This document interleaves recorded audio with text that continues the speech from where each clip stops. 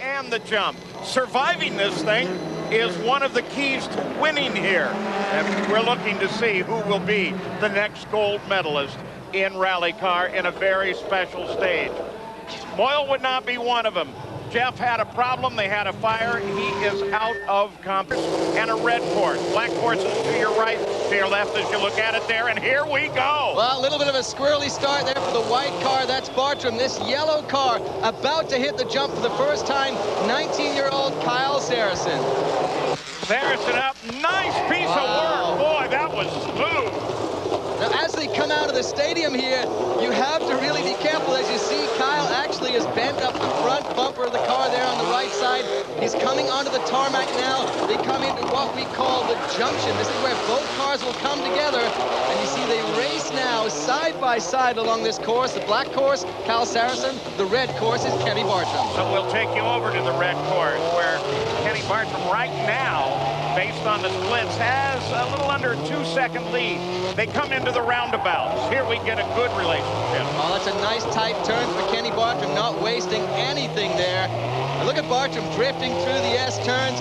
Looks good so far, looks very smooth, but we'll see what Sarasin can do when they switch courses. Big red X tells you that that's the red course. Black X tells you the black, and they are closing in. Look how close. Well, amazing how Sarasin picked it up there. The split was so slight.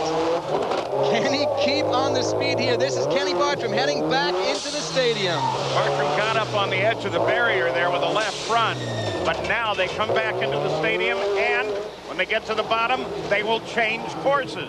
You started on the black, now you're going to move to the red. Oh, this is fantastic. Almost neck and neck. Bartram gets the turn first, but Sarasin now will switch courses, and Bartram has to make this big monster jump. So now he's got to suck it in, and he easily clears that jump. You got to think about what the guy on the bottom is thinking, too, when he goes underneath. Oh, I was about to say, one of the smoothest exits we've seen on the black side there. Kenny Bartram made me a liar by tagging the K-rail. Bartram now in trouble. Look how far ahead Sarasin is. The youngster is just powering ahead. But, you know, you were right. It was smooth right up until he hit the wall. Well, the question now is, does Sarasin know how far ahead he is, and can he keep his composure? He's only 19 years old. We've seen him tag the walls an awful lot in practice. He makes the turn around the roundabout first. Oh, and look how slow Bartram looked there in the turn. Red course has it right now, the yellow car of Sarasin. This thing does belong to Sarasin as he can keep it there. I rode with him the other day, and, you know, they used the handbrake on the rears, and he was all over that. It amazed me how much he was yanking on that brake. He teaches rally. This, of course, is a little different than regular season. This is a very special stage. A normal rally would go 100 or so miles, and courses with the co-driver, and there is a co-driver in each of these cars hauling the course out to them. You talk about trusting somebody. Well, Sarasin almost lost the front end there over the little ski jump, but it looks like he is going to take it. Kyle Sarasin advances through to the next round. Our first together, they clear the jump, and then they go into what we call the junction. Both cars side by side through the S-turns. Around those roundabouts, a critical part of the course. Back through the S's, they split up once again at the junction and then head down into the stadium where they complete another lap on the other side. And the combination of the two laps, that ends up with a winner. Well, we want to show you this especially. There's Niles McShay's car, and it carries a number 7 on a sticker on the side of the car in memory of number 7, Colin McRae, who raced here last year and then shortly thereafter was killed in a helicopter accident, and very close with Travis Pastrana, and a little bit later Travis will talk more about that. But everybody here paying tribute to that great man. Travis Hansen, as you suggested, he and his son, and they are a substitute. They're in here because of Moyle's fire in the practice earlier. And this is just great for the Hansen team getting in. You know, when you come here as an alternate to the X Games, you never quite know if you get to practice and then sit in the stands to watch it. But no, for the Hansen family, it's on. But I've got to say, this is a pretty tall order, Paul. We saw how fast Niall McShay has been on this course. He's the real deal in rally racing, a production WRC champion. It's going to be an amazing race.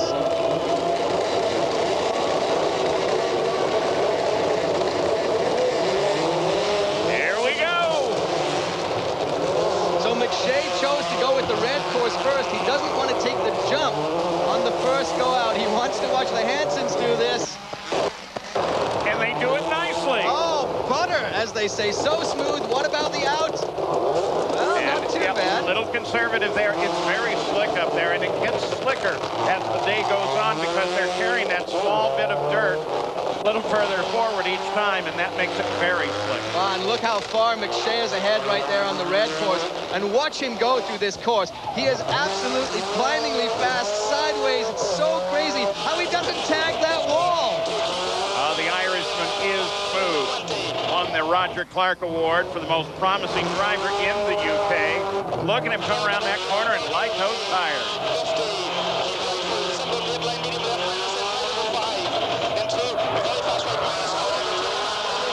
You hear the voice of Marshall Clark. He's giving the instructions. The co-driver feeds the driver the instructions on what's coming up next. And even though this is a tight course, you've got to do something that makes you calm in that car and gives you the best opportunity for performance. And wow, this guy is throwing this car all over, delivering all power to all four wheels. Looks like a good run so far for Niall McShay. Yeah, let's talk about that co-driver for a bit as McShay gets ready to line up and take his first look at the jump. The co-driver normally would be calling out instructions, as you heard, but now they just kind of hang on, scream a little at the jump, and just watch. Oh, look at that. That was sweet. One of the things we've seen in these new 08 Subarus with the hatchback is that they're a little front heavy. They've done a lot of work on the car to set the driver back and try and make it so that the car is better balanced. And, well, you can't say it's not going to be an exciting ride along with McShay, and I wonder if that water's a little bit of a problem.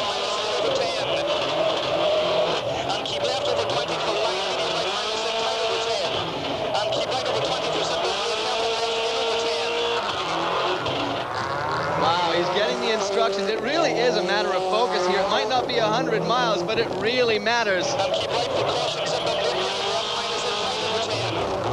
Look at this. He's just trouncing Hansen. Of course, not unexpected. I mean, he is one of the great drivers. And you notice he's got it figured out as he comes over that really huge bump. Exactly how wide this course is. And he's using every up to about a half inch of the wall. He really is throwing it a little further than I think he needs to. This part of the course right here is actually very, very tricky because you got so much dust on there. It's like ice. One more jump and then a turn. Oh! Whoa, wrong way. Look at that. Uh-oh. Just as we thought it was all done, he goes the wrong way. The back end is ripped off, and the Hansons are coming through. It looks like they're going to take it. Here come the Hansons. Are they going to beat him? They are going to do it. Whoa. What a reversal. Wow. Oh, Niles just made the last turn wrong. Oh, man. We heard a crack there. I think that was him tagging one of those K-rails with the back end. Something happened to that car. He couldn't complete it. And whether he took it. Phenomenal how well these guys work. They're used to it in the pressure situations of the service at Rally. Lights are on as soon as they go off. The race is on. So here we go. Johnson in that lighter car on the black course. He has to go over the jump for the first time. Remember, it didn't work last time. Oh! And this time, way over. But look at the wall. Yeah, you got to get away from that. You think he was a little concerned about that? I would have thought it loomed big in his vision. Well, he lost a little bit of time there because he lost a little bit of his trajectory, but he did not tag the wall, which is fortunate for him. He's on the black side. Morrow is sitting on the red. Matthew Johnson about a second and a half back as we go through the timing lines, different sections of the course. There's Morrow. And you know, look at this. Johnson has actually leapt ahead a little bit of Morrow. That's a big surprise.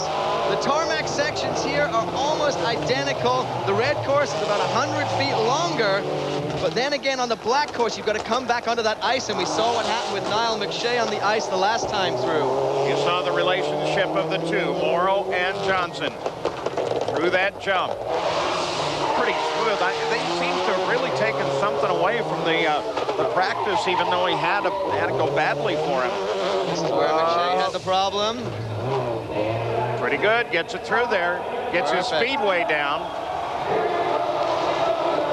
And into the stadium. Boy, the cheers here as they make their appearance. Whoa! I did just take that barrier, put it over here. I didn't like the course that way anyway. Well, very interesting question now. If Johnson wins this, he took a piece of the course out, and theoretically, he actually cut the course.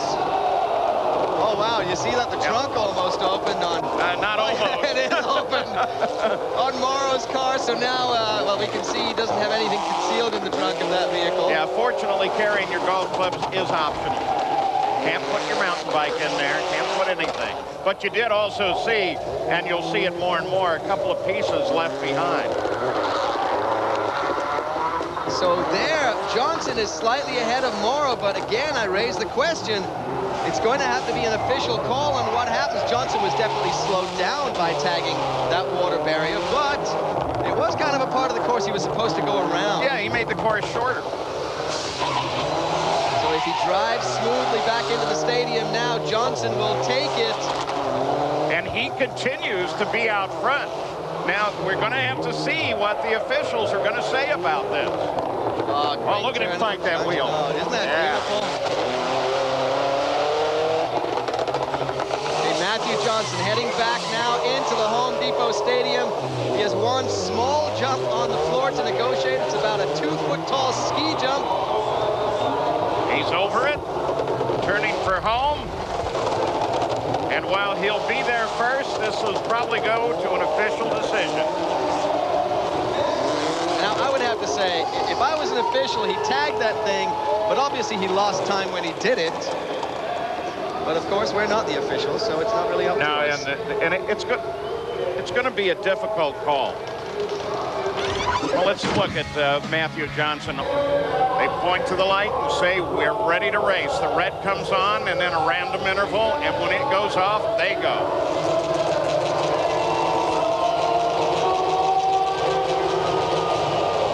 There they go. Mirra is on the black course. He will have to negotiate the jump first. And the Canadian rally champion, this is him, Antoine Lestage, chooses to go underneath. Oh, nice, smooth one. Beautiful. Dave was actually practicing some jumps and manages to break his engine out in Salt Lake just a little while ago. So he's got to be feeling good that he's at least got that part over with. But Antoine Lestage is a true champion and will be a real challenge for Dave Mirra to beat in this race. Yeah, but Mirra, what a history at X Games as they run very close together. Oh, and look at Lestage. He was a little bit sideways there, and look, he lost a lot of time compared to Mirra. Mirra's on the inside course there. Obviously, the black is a little tighter, therefore a little shorter. David Mirra, 22 X Game medals. 14 of them gold, 6 silver, including in this game. And now he's looking for a rally gold. And just the other night, we saw Mirra in the BMX Big Air. He took silver there. A lot of people said they thought he should have took gold, pulling out a trick never seen before. But now he's got a nice, solid roll cage around him in this car. You can see by the splits, this is going to be pretty close. Well, Lestage is actually behind Mirra right now at 1.4 seconds split. This is not Antoine Lestage's usual car. He's not used to it, so is he going to be able to adapt? They look pretty close, though, coming in here. Mirra has a slight advantage. And now, again, the switch out. And it'll be Lestage that is going to take a look at that jump. Oh, a little flying over it. Oh, that could have been bad. Well, again, I think when you center that jump, you're actually aiming for that little piece of concrete, so you have to jam on the brakes. That's going to cost you time, so the split has increased again. Dave Mirra might actually take this one. And the key here, like in all racing, is you want to be well positioned to take advantage of long straightaways. So that jump really figures into that. You want to come up that hill so that you can take advantage at the top, get on that dirt nicely, and then get on the pavement. Well, what Mirra has to do now is be very cool and calm and just drive the car sensibly. He knows the pressure of an X Games situation, but Lestage is definitely the better driver of the two. This could be a huge huge upset for Dave Mirra. He's just got to negotiate himself through these S-turns, through the junction, and back into the stadium. And what a drive this is, and it shows you why Dave Mirra is such a great ex-athlete. Fire under the car, though. Did you see the fire burst out under there? Will he make it down into the finish? There's something burning underneath that engine. There's definitely a fire going right now. I don't know if he's going to burn something off or if this dust will actually kill the fire. Take it easy, Dave, and it's going to be yours. Dave Mirra, a huge upset in rally. And in spectacular fashion, Dave Mirra. Wow. Now the question is, do we have a fire under the car, and will he be able to continue? You can see the officials there. Well, where there's smoke, there's a fire extinguisher. And here is an alternate, now facing the reigning gold medalist. They had no idea in their qualifier that they'd actually won, but they did by default. They were an alternate this morning, and they're now racing against the reigning gold medalist, Tanner Foust, who is about to hit our big jump. Tanner Foust, smoothly. That's why the guy is so heralded. Smoothness is the key. Yeah, look at that exit. You couldn't see through that smoke, but Tanner chose not to jump out because so many people have wrecked the front end of the car. He comes off that very dusty section of the course onto the tarmac, and he's through now towards the S-turns. On board, Chrissy Beavis over there on the left. Doesn't have anything to do except watch. Watch as Travis grabs that brake. Or as Tanner grabs the brake. Foust is around, but look at this. The Hansons are no slouch either. The Hansons are actually slightly ahead of Tanner Foust and Chrissy Beavis right now. So the black course has proved to be maybe a little bit slower, but let's see if Tanner can be smooth, consistent, save that car, and make up enough time. Over the bump. Running behind right now. Is this going to be another Hansen upset? Very possible. Well, he has already done the jump. Now he just has to concentrate on smooth driving on the flat course. Hansen does have a 0.8-second advantage, though, which is pretty significant considering he is driving in Kyle Sarasin's backup car. That's an 01 Subaru, the yellow one, against the 07 that Foust is driving. But look, already Tanner Foust has started to pull away. Now he's on the flat. The Hansons have to take the jump. The Hansons take a look at the jump. Nicely done, nice. But Tanner Foust was out of this stadium like a rocket ship. He's now pulling well ahead. And I've got to say that the Hansons, Travis and his father Terry, have done an excellent job here this afternoon, really been driving smoothly. You know, when you think about it, take it back to qualifying. Anybody who has started on black has come home with the win, which was a little opposite of what a lot of us thought it might be. Yeah, we really didn't think that. We thought that everybody would want to watch what happened with the jump first in case somebody broke. But Tanner Foust chose to go that way. He wanted to get rid of that jump, get it over with. Now he looks comfortably in the lead, and I think he's going to take it. But they're reporting from the stadium floor that 3 of the top seeds had indicated that they wanted to start on red, so maybe they can do some mind changing here. Okay, they're around the junction. Tanner Foust looking smooth, looking very, very smooth, coming back into the stadium. One small jump to go as he hits the stadium floor. And down the ramp for the last time, the cheers of the crowd, that one little jump. Hansen not even in the stadium yet, and that is why that man is a gold medalist. He lives to drive, and he lives to win. And here come Travis and Terry Hansen. Terry Hansen, the father, the oldest man in the competition. They will be happy, but not quite as happy as Tanner Foust to get through that quarterfinal. Easy fix. Well, it was an easy fix. They got him up and going. I talked to Mirra right after his silver medal in big air BMX riding. He is so humbled by this sport, and as soon as he finished that with a win, he's so happy. He's going up against Andrew Comrie Picard, ACP we call him, the only person in this race not driving a Subaru. He's in that Mitsubishi Evo, and he had a big problem last year on the jump. Let's see how he does this year. He will take the jump second. Still the 20, that's ACP. The 40 is David Mirra. Mirra over the jump. Let's see how Mirra comes out here. Has he learned to slow it down? Yes, look, a leaf out of Tanner Foust's book. That's where they know they're going to have problems on that black course. It's very dusty, very slick. You just need to be consistent and not lose time. Well, it's one area of the course that they really can't water down. It hasn't been. You see the dust coming up, and of course, that means that it's getting slicker and slicker a little further down. You see the number 20 car, the Mitsubishi of Andrew Comrie Picard, ACP. ACP, his co-driver, is actually his girlfriend, Jen Horsey, who, Paul, you and I have actually worked with. She was our researcher up through this year, and she's now decided she's going to sit there in the car with ACP and try to mentally get him through this challenge. ACP was a lawyer, still is, I guess, but what he does is drive. Decided he just wanted to be a professional rally driver. And they have a pretty good advantage.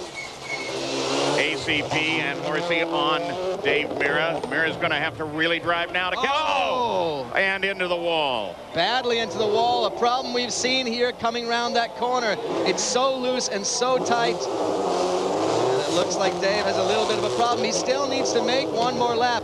But ACP has to make the jump. He had a problem with it last year. Oh, he does this year too. He goes end over end. Oh my goodness. Mirra thought he was going to stop. Mirra's going to keep going. And is Mirra's car actually able to compete? Well, that's going to be the question. Is Mirra going to be able, after that entanglement with the wall, to finish the lap? Mirra has a problem with his steering, though. He actually is having trouble getting around this course. He's having to back up to move forward. He's just trying to find his way around. Now he's going to have to go out of the stadium, up around on the pavement, and get back in here with a steering problem. That turnabout at the far end.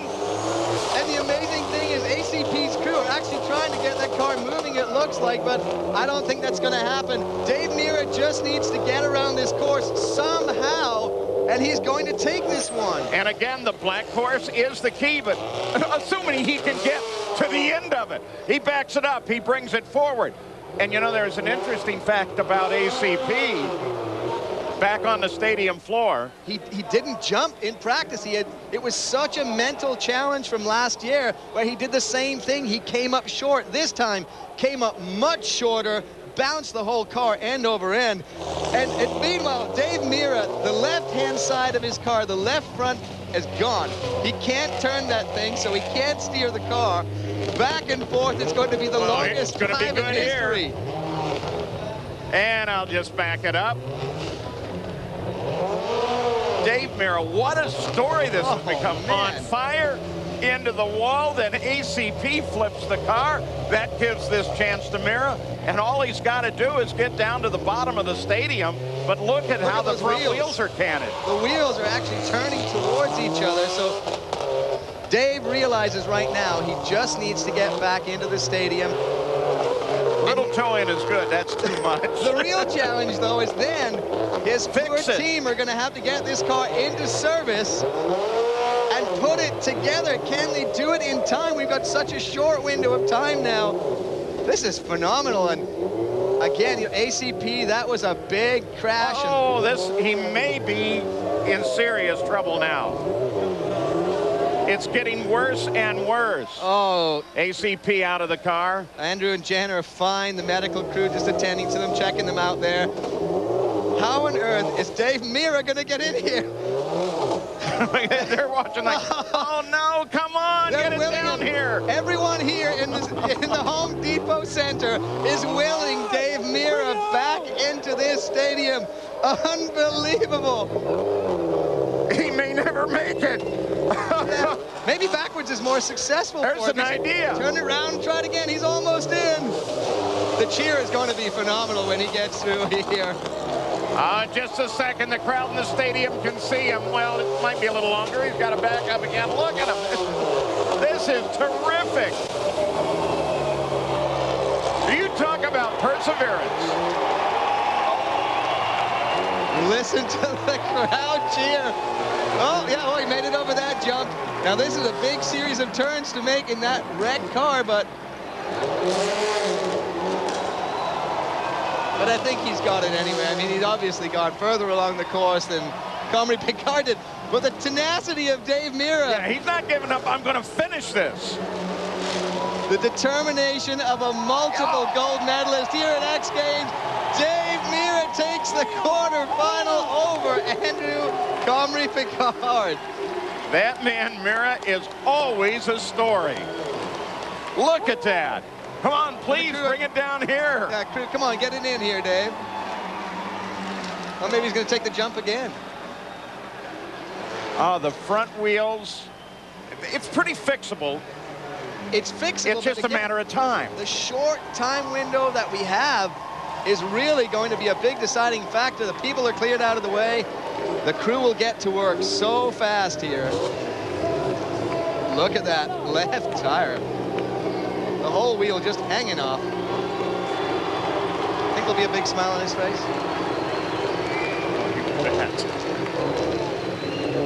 The crowd loving every minute of this. And she spent an awful lot of time upside down in the cars here. We're ready. Rally car racing super special. We're in the quarterfinal.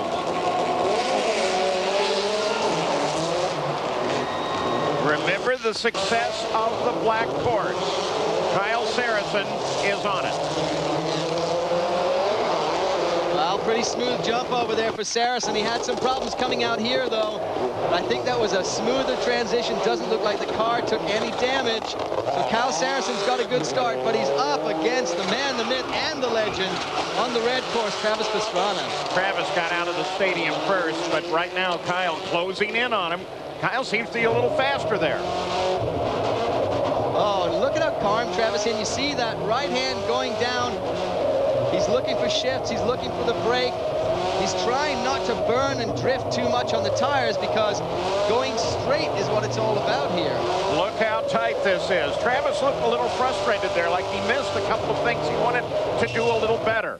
Well, I've got to say, Kyle Sarasin's making a great lap here, and he is going to switch onto the red course, which is being easier. So the black course right now is Sarasin. He will come back into the stadium, and they'll switch over onto different sides.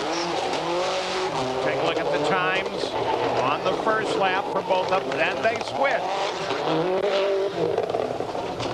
Sarasin onto the dirt and into the stadium. Well, Travis has the slide advantage in the stadium, and now I think he's going to be a little frustrated. He really has to calm himself down. Hopefully that's what Carolyn can do as his co-driver, and this is his time over the jump. 199 in the air. Nice jump. Oh, that was beautiful from Travis. Is he smooth out here? Little bit of a bang on the front bumper, but it didn't look too bad. Needs to transition smoothly onto the tarmac. Great in-car shot there for Pastrana. Looked like he may have tagged it slightly. Out the front of the 199 of Travis, and he brushes the wall there. It looked like that's the second time he's managed to tag the wall. He's really pushing hard. I think maybe pushing a little too hard, but he knows on the way back into the stadium he has to negotiate that very loose dirt section that has been like ice to all the other drivers. His advantage over Sarasin isn't that big as they come out of the roundabout. Incredibly, not a lot of visible damage there on the right-hand side of that Subaru. Travis just needs to take a breath. Remember, he needs to be calm, smooth, consistent. The bump on the black course. Pastrana's over it. Still maintaining his lead as they look at the stadium again. This is the section where Mirra had the problem. It's very loose, but Travis has negotiated it well. Travis Pastrana comes into the stadium first, over the little jump, and it looks like Travis is going to advance. And there it is. Travis goes on into the semifinals. But Kyle Sarasin gave him a pretty good run. You know, a really great run from Sarasin. He's such a young guy, only 19 years old. He's got a lot of rallying still to come. Well, we'll go back and look at some of the key moments.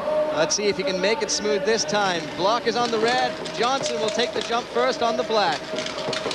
Block starting his 50th career rally. Here we go. That was a great start for Ken Block. Here comes Johnson over the jump. Had a little problem with it in practice, but he's got it down now. And interestingly enough, that car design is by one of the guys who works for Burton Snowboards. He put this snowboard design on the car. It looks kind of cool. It looks very different than all the others. Kind of a fun look. Watching the black course. And we'll look across now to the red course. Ken Block is out in front. He's got almost 2 seconds on him right now coming out of the stadium, but we watched that whittle away a number of times already.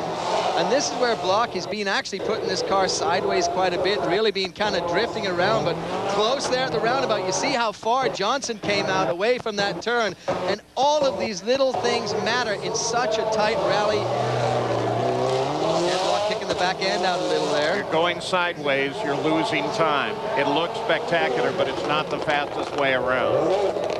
Here are the 180 at the junction. Ken Block negotiates well. Remember, he's on the red course. He's about to switch to the black. He will have to negotiate that jump. And looks back in the stadium. Here comes Ken Block, the 43 car. That little hop there. And a switch of the courses. And so now Ken Block looks at the jump. His advantage is still not that great. A little hesitation and he could be in trouble. Oh, that's heavy. That's the kind of thing we're talking about. He noses down hard. Now the question is, did that damage the radiator? Did it damage the suspension, the steering? It doesn't look like it. I think Ken Block is very fortunate this time to get away with that. That could have come out much, much worse for Ken. But look how close it is. Ken Block definitely has control of the machine. I don't think it got into the steering that much. But what else could go wrong now? Did something apart come off the front, get up into the tire? Who knows? He's on the black course too, and again, when you get back into the stadium there, that's where the problems seem to come in because it's so dusty, so loose. But he's got an advantage again. He's really pulling. Is he going to be able to hold this as they fight their way back into the stadium? And Johnson's giving him a good run. Ken Block, Matthew Johnson. This one is close.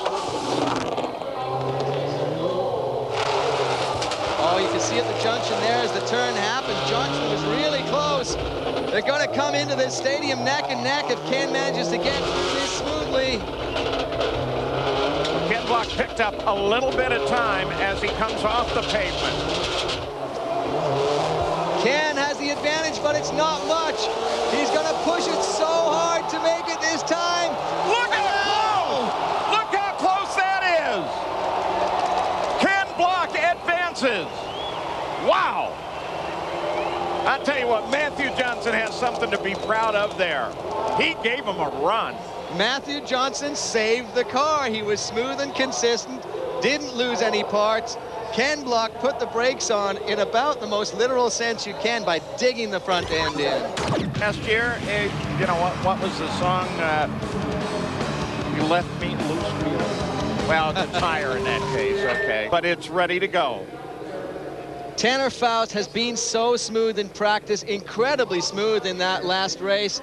He obviously is the favorite. He's the defending gold medalist. Let's see if Dave Mirra can get the luck once again. Well, Mirra gets off the line nice and fast. Foust is going across the jump first. Goes real long. Wow. That was a big chance. That is the mistake Tanner Foust did not make in the first round. He was very smooth over the jump, very smooth out of the stadium. I think he's feeling a little bit of pressure. Tanner Foust, you're on board. Look at him work the wheel. And we've got a race again. And I'll guarantee you, Dave Mirra did not think he'd be in that position so well at the start of this race. But Foust now is going to dig deep. He's going to focus. Chrissy Beavis is going to keep him focused as his co-driver. And let's see if he can stay smooth. Gold medalist and a rookie. Foust and Mirra. And they continue to be very close to even. See how they come off of this turn onto the S's. But let's go back to the fact that Dave Mirra limped his car around, got it into service, and his guys put that thing back together and got him up on the line in such a short space of time. They call him the Miracle Boy, and for very good reason. Here he is again racing. He's going to be heading for the jump on the changeover. Just finishing the first of the 2 laps. The other thing to think about is how uncertain about that car are you? Look at that. Side by side and even at the end of the first lap. Wow, that's a big surprise. I thought Tanner would come in here with at least a decent advantage over Mirra. Didn't happen. Mirra goes big over the jump. Oh! Gets the wall. Oh! He had it going so well, too. Dave Mirra's day of miracles comes to an end. I guarantee you he's still going to be happy to have got this far. I can only get off of this hill. I'll give the car a little push. I may be able to get back in. But the challenge he's is done. Alex Kirani, who's in the other side of that car, can he get out? Yeah, he's kind of trapped against the wall. He's a lanky guy. It won't be that easy.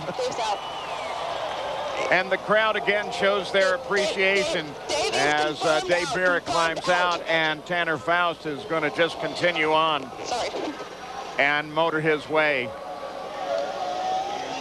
There he is. Well, here's Foust. He's taking a little bit of practice time now. He needs to be smooth and consistent. And if he just gets across that line, and again, he's gone further than Mirra has, and that car doesn't look like it's going anywhere, so looks like Tanner Foust is going to advance. Chrissy on the radio, probably trying to find out exactly what's going on. Easy, easy. But he could be on his way to gold. Into the stadium. This is where he'll get his first indication of exactly what Dave Mirra's car is looking like. So he advances through to the finals.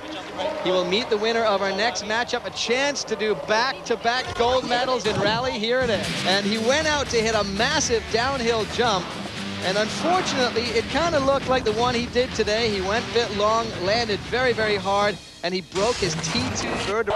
Well, I think the thing is, how does anybody keep Travis Pastrana calm? I mean, you could put warm milk and cookies in that car, and he is not going to be calm. He's Travis Pastrana. He's probably the most insane individual at X-Games, and what on earth is that all about?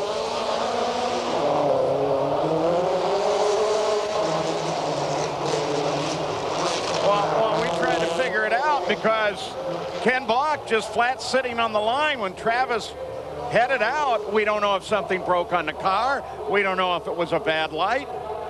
And we can't hear anything coming from Ken's car. I mean, he's taking off his gloves. Don't tell me it's over that quickly. Yeah, this Alex Gelsomino, he's loosening the belts. Something bad obviously happened when they landed on that jump, and go back and it seems like maybe they knew something as they came to the line because they didn't even really try. Take a look at it from this point of view. Lights go out, Travis starts. Ken's car isn't even running. So as Travis goes solo on his 2 laps of this course, let's try and find out what's going on there with Aaron. Well, guys, I just found out with Block's pit crew here what was going on. It wasn't the light, it is his car. What happened? It was due to the damage from his last run. Something to do with the engine. The mechanics don't know what yet, but a very disappointing end for Block. So they knew what was going on when they presented the car to the line. I think because these guys are friends, they were kind of playing this a little bit, and Travis now is limping his way back in. I don't think he's limping. I think he's just going quietly, and he's a little bit confused as to what's happened because Ken is still sitting on the line, but Travis needs to finish his run. Sorry, man. My heart's out to you. Yes, absolutely. I feel really bad for him. He was so excited. We keep going, or are we done? I think we're done, dude. Yeah, if all they have to do is go further. We have to finish? All right. Yeah, we can see one of our officials down there is actually indicating that they have to finish their run. So Travis hoped he was kind of going to get to go through to the finals and not have to do anymore. But, you know, it's a little bit of practice Isn't time that for great? him. Where in racing do you see it where you can pull up the official and say, what should I do now? Oh, okay, I'm going. And he's going to put on a bit of a show for us. Well, did we just win this thing? No, we didn't one just... more. Oh, okay, I'll save the tires. There you go. I'm pulling a cold trickle over here, my bad. Okay. All right, nice and easy. Yeah. All right. Don't want anybody running out.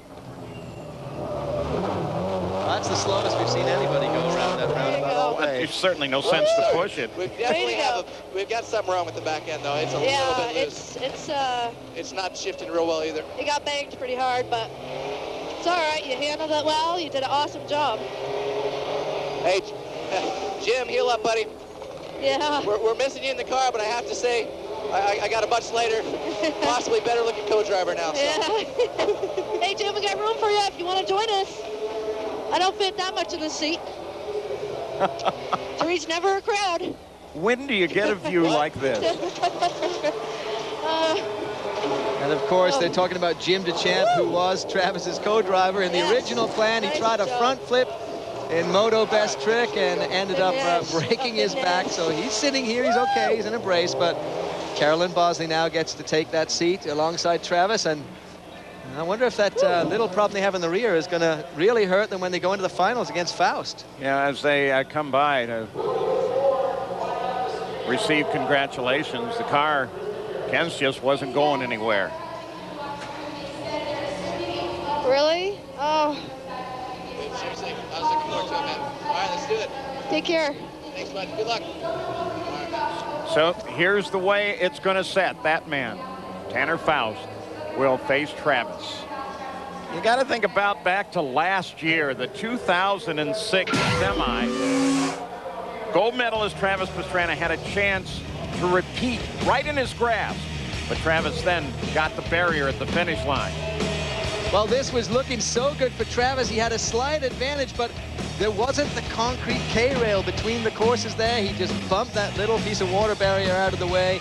He went on to Tanner's course, and that was it. He was disqualified. And for a while, we thought he just may be the winner, but no, that was slowing everything down. Oh, and this is all about the very, very tiny margins of speed you can get. Tanner has been very precise until the last run. He made a mistake on the jump, which was very uncharacteristic. Travis is the wild child who is going to take it. Travis comes off the line first.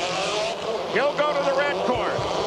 On the black course, Tanner Foust is going to take the jump. Will it be smoother this time? Certainly lower speed. That's perfect for Tanner Foust. Just greased that right in. Now he's got to be careful up here. It's really slick at the top, and he hits the wall. Wow, that was what I was not expecting to see. He came out so smoothly, and then all of a sudden had a little bit of problem on that loose dust. That really is going to slow him down, but this race ain't over yet. Yeah, but he does seem to have a little bit of a control issue. Right, three, no cut. Roundabout. Carolyn Bosley giving instructions to Travis Pastrana. Pastrana is on that red course. He still has to do the jump. And Foust now is starting to charge. He wants to catch up. Let's hope there's no damage to Tanner Foust's car from tagging that wall. Well, Foust running just a little bit behind. You can see Travis. Right, three, open, 70. Love listening to that. As Carolyn Bosley calls out information, the course, I mean, you got it memorized, but Travis wants her to talk. 50, kick right, then left, ramp. And on board the other car, Tanner Foust and Chrissy Beavis. It's not working, drive like you don't have it. Wow, Travis is in the stadium now. Tanner Foust has hit the floor also, but it's definitely the advantage to Travis. He tags the wall coming through the start-finish area there. Travis now has to take the jump. Travis on the jump and good. He starts his second and final lap on his way to goal. Travis and look at that. Coming out there too. You could see he was really pushing it. He's so concerned. This is not where Travis needs to make the mistake. Look at the front end of that Subaru. It's already crushed in. A lot of damage to the front there. You see the bumper hanging out. Travis now on black. Foust on red. Travis had some problems, he was saying, with the transmission, maybe a little bit with the steering on that car, so he's got to be careful. He knows Tanner Foust can make a valuable hundreds of thousands of a second. Foust is behind right now. Travis has the advantage. But Foust is looking strong. Boy, look at him slide that car.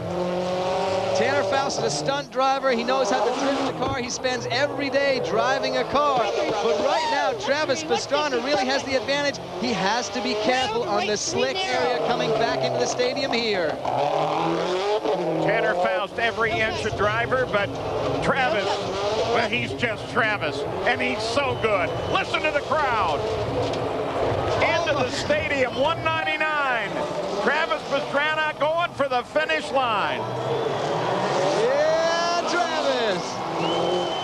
And and he's going to take the jump one more time. This is the rebate, folks. Maybe not. I'll just do some donuts for everybody. Oh my God. I hope he knows Tanner Foust is creeping right by him there. Yeah, buddy. So there's some Get out of redemption. the car right now. Let's go cheer, man. You consider last year, and Travis has done it. Wow. Very smart ride for Travis. I thought he was going to push it a little too far, and look at that. He's on the roof of the car. Redemption feels great for Travis Pastrana. He wants Carolyn up on the car, too. You remember how she ended with Colin McRae. No doubt that not just Travis, everybody here doing this and dedicating it to the memory of Colin. Died 11 months ago, right after this event. And Carolyn was on board as they rolled over on the side at the end of that race a year ago. But they did it the right way for Colin. Wide open, sideways, tagging everything they could. This is how you get X Games gold, though. Travis Pastrana, what a great race for him. Tanner Foust, some problems, so it just took him down. Aaron, he looks happy. 2006, he took the gold. 2 years later, he comes back and does it again. Travis, all the pressures in the world were on your shoulders. Who were you out here for this win for, and who was this one in honor of? Hey, this race is in honor of Colin McRae. He was a hero of mine. He's a hero to almost everyone out here. And I just want to say it was being here at X Games without him, and we miss you, bud. And I'm really excited to be here and to have a chance to come back with Colin's co-driver from last year. Definitely, I want to apologize to everyone for being a sore sport at the end of the last round, and it was all for fun. But I'm just a very competitive individual, and this feels really good. So I really want to thank everyone for supporting me. And Carolyn, you were the one in the car with this crazy animal. What were your thoughts leading up to this event after coming in, rolling with Colin last year? Go for it. Really, once I was asked, I was just like, okay, we're going again, and it was a great opportunity. What are you thinking about Colin right now? Thanks, buddy. I know he helped us. We had a lot of plans, but he didn't get to come back. But I know they're all looking down on us, and thanks. Congratulations to both of you, a gold medal. Guys, we didn't think it could be any more exciting than last year, but we just proved it is. Back to you, Paul. And did it exactly the way that Colin would have wanted it. Hammer down and going for it. There's that brush of the wall for Travis as he made the switch on to the second lap onto the black course. And Travis Pastrana was really pushing it. Here he comes out. He tags it just a little bit on the exit of the stadium. That's where Tanner Foust made his big mistake, and that gave the gold to Travis Pastrana. Well, the rally cars have really shown us what it's all about. Now, it's a special stage. It's a little different than they do it on the road, where they really don't know the course in front of them and the co-driver is calling out instructions. But it is so entertaining. And Travis has done it again. So much fun. He's enjoying himself in that car. Carolyn Bosley is keeping him focused, and she did a fantastic job. She didn't need the warm milk and cookies, Paul. And then at the end, the donuts. As Travis, the crowd lost sight of him there for a second. But whatever way you look at it, the gold medal goes to that man. Sal, it couldn't have been any better. Indeed, it doesn't. Travis Pastrana always giving us the best show ever. Well, friends, the X Games empire continues to expand.